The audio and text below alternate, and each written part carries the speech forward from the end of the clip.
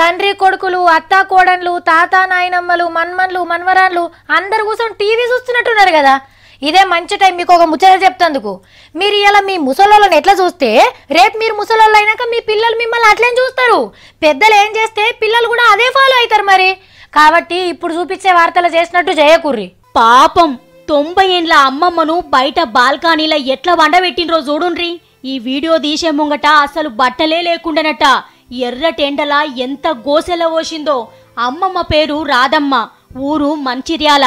తల్లిని పట్టించుకుంటలేడంటే కొడుకు ఏం లేనోడేమో అనుకోకుండ్రి.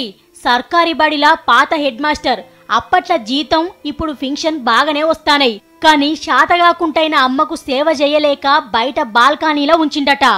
అమ్మమ్మ గోస చూడలేక ఒక పిల్లగాడు పొటువలు దింపి ఆర్డీఓ సార్కు పంపితే ఇంటికొచ్చిండు. కాని కొడుకు కోడలు మొదలు ఇంట్లోకు రానియలే. పోలీసులను పిలిపించుకొని గప్పుడు లోపలికి పోయిండ్రు.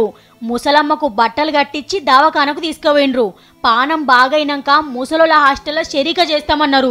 తల్లిదండ్రులను కానీ పెద్దలను కానీ సరిగ్గా చూడకపోతే వాళ్ళకొచ్చే పెన్షన్ కానీ వాళ్ళకొచ్చే జీతం కానీ తీసి వాళ్ళ కేర్ తీసుకోవాల్సిన అవసరం ఉంటుంది. దానికి నిర్ణయం చేసే అధికారం ఆర్డీఓకున్నది. గా పని చేయండి సారు. గవర్నమెంట్ కొలువులు చేసుకుంటా అమ్మా నాయనలను పట్టించుకోనోళ్ళ జీతాలు కటింగ్ చేసి వాళ్ళకి ఇప్పించినా తప్పులేదు. అట్లనే గరీబోళ్ళ తల్లిదండ్రులను సర్కారోళ్లే పట్టించుకుంటే ఇంకా మంచిగుంటది సారు.